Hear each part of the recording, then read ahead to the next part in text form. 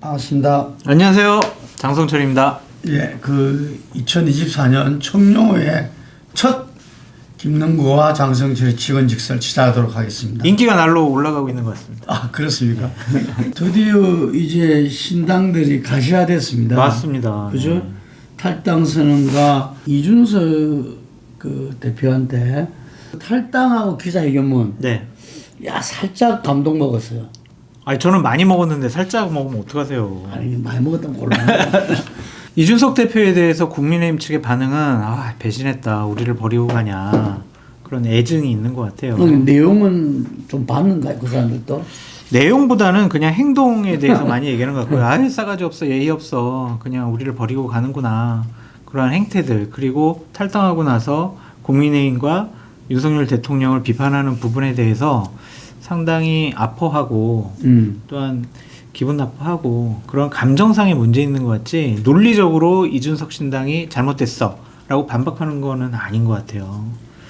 그래서 지금 여러 가지 살펴보면 이준석 신당에 대해서 기대하는 분들도 많이 있지만 공천에 지금 목숨을 걸고 있는 의원들이나 당협위원장들은 그냥 입 다물고 있는 거예요. 조심해야 되겠죠. 네. 그래서 제가 봤을 때는 2월 15일 이후에 이제 공천이 시작될 거거든요. 그러니까 1월 15일부터 뭐 2월 15일 한 달 정도는 공천관리위원회 구성하고 여론조사하고 면접 보고 한 달 정도 실무적인 절차 걸리잖아요.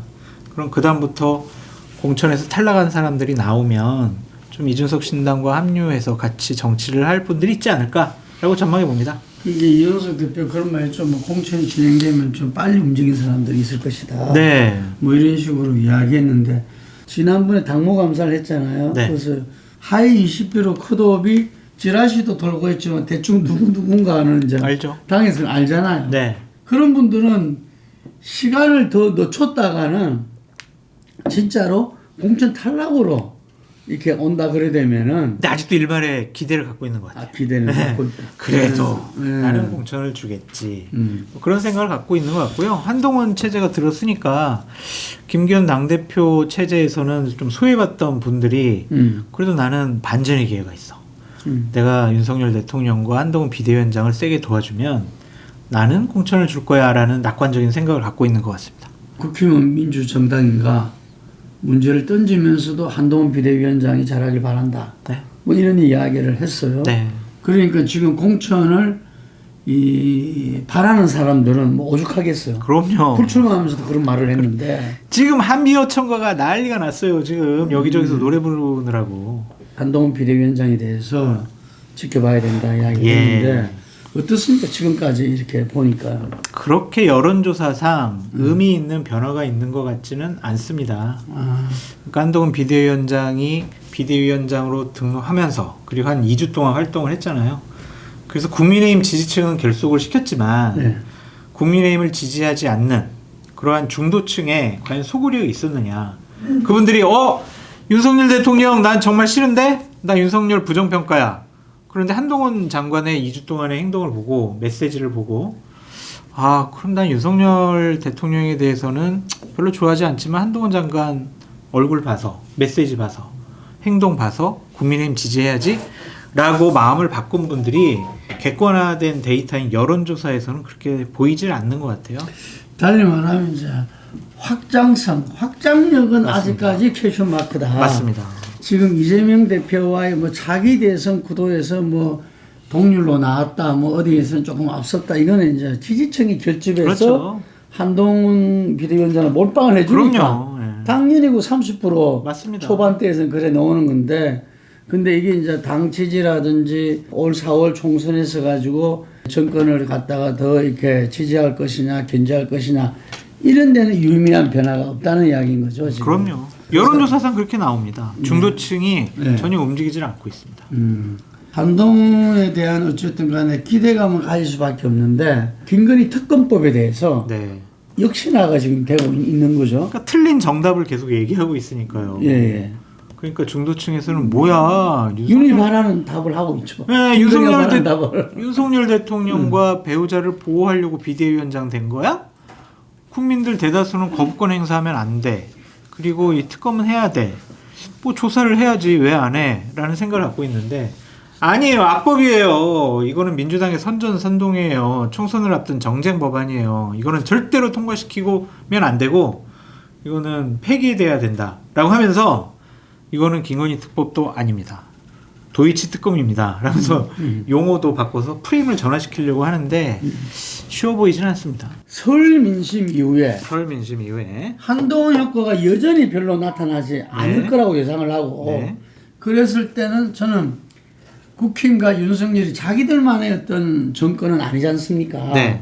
그러면 보수가 세력들이 가만히 있질 않아요. 그래서 저는 비대위가 또 비대위를 구성하게 된다. 네. 이게 제 예측입니다. 저는 아닌 것 같습니다. 아닌 것 같습니까? 그대로 가요? 그대로 갈 것 같고요. 공천을 최대한 뒤로 미룰 것 같습니다. 또 치는 거 아니에요? 최대한 뒤로 밀어가지고 그냥 선관위에 총선 후보로 등록하는 마지막 날까지 그때까지 공천할 것 같아요. 최대한 뒤로 밀어가지고 탈당 못하게. 민주당은 국힘 뒤에 공천을 한다는데 그럼 민주당 공천은 또 언제 하는 아니 거야? 거의 비슷하게 할 것 같아요. 그냥. 막방 가가지고. 네. 특히 영남과 호남 자기네들이 공천하면은 100% 우리 당선되는 지역. 선거법상 후보 등록 시기 바로 직전에. 네, 선관 보통 그랬어요, 그냥. 그래가지고 미운 사람 공천을 안 그럼 주고 3월 중순까지 간다는 건데. 맞아요. 그래가지고 그 사람이 탈당도 못하고 총선 출마도 못하게 그렇게 좀 비열한 수를 쓸 것 같다는 생각이 듭니다. 오늘 여론조사 봤습니까? YTN 네. 여론조사에 그 이준석 신당 11%, 네, 이낙연 신당 7%, 네, 합하면 18%입니다. 네, 네. 거기다 시너지 효과 합하면은 20%. 이거 대단한 거거든요. 대단하죠. 여기서 보니까 국힘보다는 민주당에서 좀 더 빠지는 매일 이제 탈당 선언을 한다는 거잖아요. 이낙연 전 대표가 빅텐트가 가능할까? 지금 이게 지금 주목되는 것 같아요. 제3지대 빅텐트. 어떻게 가능할 보십니까? 것 같고 네. 그렇게 돼야만 자신들이 살아날 수 있다라고 양쪽에서 물밑 접촉도 했고요. 하고 있고 그리고 이준석, 이낙연 만났습니다. 네. 모르셨죠? 모르셨잖아요. 더 놀라셔야 되는 거 아니에요? 둘이 만났다는. 지난주에 만나가지고요. 여러 가지 얘기를 좀 했어요. 그래서 본인들이 어떻게 정당을 만들고 어떠한 비전과 철학과 가치관, 강령을 갖고 이제 당을 운영해 나가겠다라는 것. 그래서 어느 정도 서로 의견 교환이 있었고요. 이제 원칙과 상식 의원들 3명이 오늘 탈당을 했고 내일은 이낙연 전 총리가 이제 탈당을 하고요. 또한 일요일에는 또 박원석, 정태근 이런 분들도 탈당 선언을 하고 원칙과 상식이라는 신당에 합류하겠다라는 선언을 하겠다고 하더라고요. 그래서 좀 새를 불려 나가서 결국에는 2월 말쯤에는 좀 양당에서 낙천된 분들과 함께 새로운 통합 제3신당이 만들어질 가능성이 높다라고 전망해 봅니다. 일단 뭐 선거 때 기호 3번은 확정적이네요. 아, 그것도 이제 제가 알면 뭐한 보니까 게 기호 3번. 2월 15일까지 현역 의원이 확보돼야 선관위에서 후보 등록, 후보 기호를 받을 수가 있거든요. 근데 2월 15일까지 뭐 한 4명 의원만 오면은 기호 3번 못 받아요. 정의당이 이제 유호정이 뭐 1월 말 이후에 탈당을 하게 되면은 이거는 5석이잖아요. 하더라도 비대표니까 네. 그대로. 네, 그래서 2월 15일 전에 의원들이 와야 돼요. 저는 3번 된다고 봐요. 저도 그게 가능성이 높다고 보여요. 달라요. 이거는 가능성이 있다고 보여요. 어디까지 확대될 거라 봅니까? 원칙과 상식에 있는 분들은 일단 이준석 신당과 함께 해야 된다라는 생각을 아주 좀 강하게 하고 있는 것 같고요. 특히 뭐 정태근, 박원석 전 의원 같은 경우에는 아주 강경파예요. 이게 따로 떨어져 있으면 안 된다.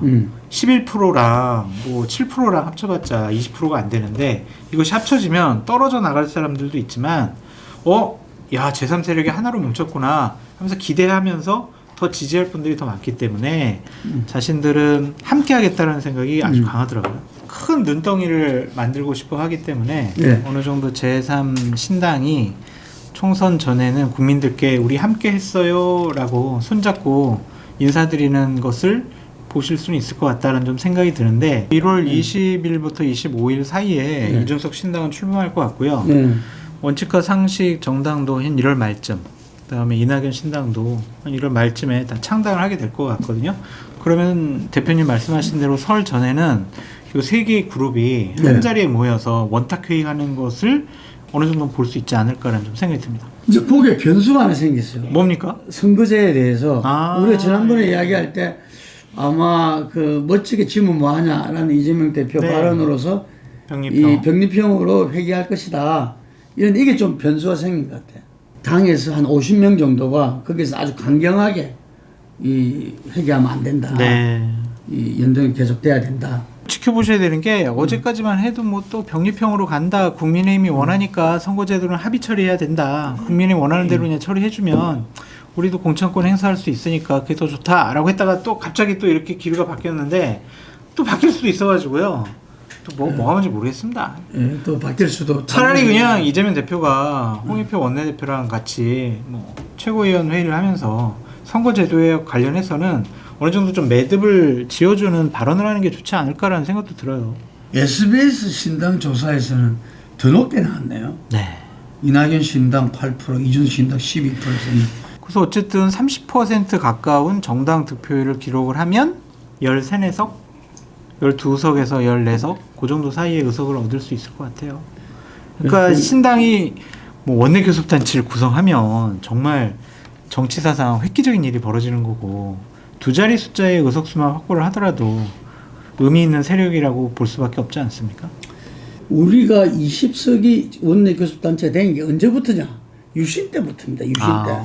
박정희가 유신하고 나서 그래 만들었어요. 네. 상공학 때도 그래 한 게 아니고 유신 때 원내교섭단체 많으면 피곤하잖아요. 혼자 상대하는 게 나으니까 그것도 간접 야당 비스무리하게 상대하는 게 나으니까 그래서 그래 된 거지. 이게 그전에 10석이었어요. 네. 10석. 저는 뭐 소박하게는 아까 15%를 했는데 10석 이상을 목표로 해도 충분합니다. 네. 예. 친윤, 친금, 용산 이 친구들 지금 이제 출마 이런 부분들은 어떻게 흘러가고 있습니까? 지금 난장판 될 것 같아요. 그러니까 대표님 이게 예를 들면은 우리가 생각을 해도 와 윤석열 대통령의 핵심 측근이구나. 와 대통령실과 정부 장차관 하면서 대통령이 신임을 받았고 그거의 배경으로 출마하는구나. 그래서 그 지역은 그 사람들이 나가면 끝나는구나 라고 생각을 했는데 그게 아닌 것 같아요. 내가 윤석열이다라고 하는 사람들이 각 지역마다 4-5명이 되는 거예요. 한 지역에. 네. 그럼 어떻게? 완전 골 때리는 일이 벌어질 것 같아요. 특히 영남권에 집중되어 있는데 뭐 현역 의원이 있을 거고 나는 윤석열 대통령을 강하게 응원하는 사람이야. 한동훈 만세 이런 사람 현역 의원. 하지만 대통령실이나 아니면은 정부에서 일했던 사람, 그 외곽에서 도왔던 사람, 그리고 검사 출신 이래가지고요 한 지역에도 4-5명이에요. 내가 윤석열이다가 이거 어떻게 정리할 거냐고요. 저도 기본으로 보니까 막 2-3명씩은 그 명단 안에 있더라고 보니까 근데 한 지역에. 그 명단 말고도 우리가 모르는 예비 후보자들이 더 많은 것 같아요. 제가 보면 눈에 보이거든요. 이분들이 지난 대선 캠프 때 뭘 했는지 그런 사람들이 너무나 많아요. 그 난장판 될 것 같아요. 정리가 제대로 안 될 것 같습니다. 정권 세력에서 이 총선에 대한 컨셉이 있나? 이런 생각이 들어요. 아니 윤석열 대통령의 얼굴과 윤석열 대통령의 국정 성과로 총선을 치르겠다고 하잖아요. 그게 안 되는 건 좀 명확하잖아요. 근데 계속 그렇게 치르겠다는데 어떡해요. 대표님 이게 전략이 없어요. 그래서 우리 왜냐면은 고집과 신념만 있습니다. 내가 말이야 여태까지 검사하면서도 다 내 뜻대로 하니까 검찰총장까지 갔고 그리고 또 내가 생각한 대로 해보니까 갑자기 뭐 1년 6개월 만에 대통령도 하고 이거 뭐 선거 어려운 거 아니네. 내가 판단하고 내가 결정하면은 선거에 이길 수 있어라고 아직 생각을 하고 있다니까요. 지난 21대 총선보다도 어려울 수 있다. 저도 이런 말을 했어요. 저도 그렇게 생각들어요. 바닥 민심은 더 안 좋아요. 그게 이 조사를 쭉 하다 보면은 민심의 흐름과 각 정치 세력의 선거에 대한 컨셉, 이 대처를 보면은 그렇게 읽힌 진다는 거예요. 대통령에 대한 부정평가도 높고요. 구도를 보면은 이준석 신당이라는 어쨌든 보수에서 떨어져 나간 신당이 나오잖아요. 이준석 신당은 100개 이상의 지역구에다가 공천을 해가지고 후보자를 출마시키겠대요. 민주당 표를 갉아먹을 수 있지만 어쨌든 국민의 표를 더 갉아먹을 수 있는 가능성이 높아 보이고요. 제가 2020년 총선 득표율로 쭉 전 지역구를 한번 세분화 해봤는데 40개 지역에서 5% 이내로 결정이 됐어요. 네. 그러면은 이준석 신당이 10에서 15%를 가져가면은 누구에게 불리할 것인가? 국민의힘에게 불리할 수밖에 없잖아요. 그러면은 국민의힘으로서는 지난 2020년도보다 더 적은 의석을 얻을 수밖에 없지 않을까라고 전망할 수가 있죠.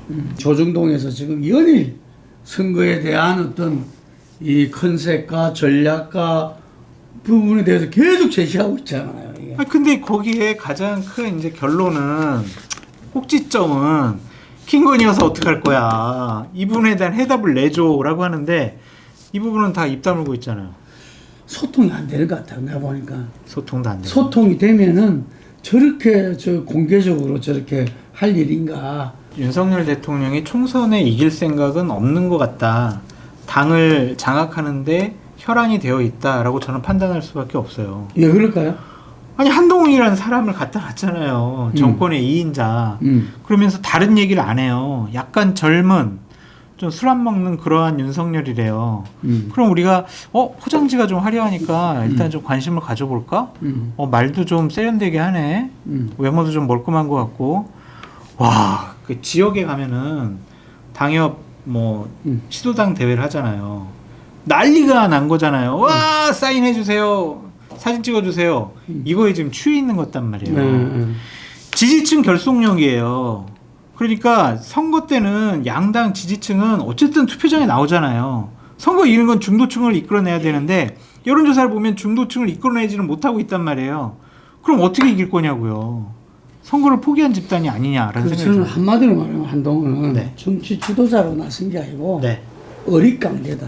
이 대한민국 보수 세력이 이 만만한 세력이 아닙니다. 그리고 그 밑바닥 개멸까지 갔다가 지금 구사일생으로 지금 겨우 살아났는데 그런 걸 알면서도 윤 대통령이 저러는 거는 총선을 이길 생각이 없는 것 같다. 이런 말 했잖아요. 내가 권력을 갖고 있다.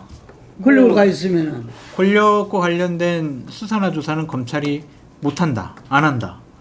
그리고 여러 가지 특검 들어오면 나 계속 거부권 행사한다. 나는 3년 동안 내가 대통령이다. 뭐가 무섭냐. 이런 생각인 것 같아요. 그러면서 전당대회 룰을 바꿨잖아요. 당대표 뽑을 때 100% 당원들로. 네. 당원들은 나를 지지한다. 총선에 지더라도 전당대회 열어서 한동훈을 선출직 당대표로 만들 수 있다. 그럼 내가 당을 장악할 수 있다. 80명에서 90명 의원들 갖고 나는 국정 운영을 할 수 있다. 왜? 나는 검찰권을 갖고 있으니까. 그렇게 생각하는 것 같아요. 하여튼 대통령께서 생각과 판단을 바꿔서 국정 운영을 국민의 상식에 맞는 그렇게 국정 운영을 했으면 좋겠는데 김건희 여사가 계속 걸림돌인 것 같아요. 제가 봤을 때. 설 민심을 냉혹히 봐야 된다 봅니다. 기대할 게 없는 것 같아요. 예, 마지막이다 할 때 최후의 기회가 있는 거 아닙니까? 저는 국힘이 그때가 마지막인 것 같아요. 예. 근데 저는 별로 기대가 안 돼요. 내부에 돌아가는 흐름을 보면 되게 낙관적이에요. 이재명이잖아. 이재명 저렇게 사법 리스크 있고 민주당 의원들 도덕적으로 문제가 있고 돈봉투 사건 다 이렇게 소환 조사하고 그러면은 국민들이 그래서 이재명 찍겠어? 이재명 후보가 공천한 국회의원들 찍을까? 후보들 찍을까? 그런 생각도 갖고 있는 것 같아요. 자, 그 대목이 바로 민주당과 이 야당 또 제3신당이 고민해야 될 지점인 것 같습니다. 네, 지켜보시죠. 예, 우리 어쨌든 간에 저는 여야 모두 이렇게 이 파이팅을 바라면서도 네. 지금 이 지점에서는 제3신당 네. 멋지게 빅텐트 하시길 바랍니다. 네. 네, 오늘 여기까지 하겠습니다. 감사합니다.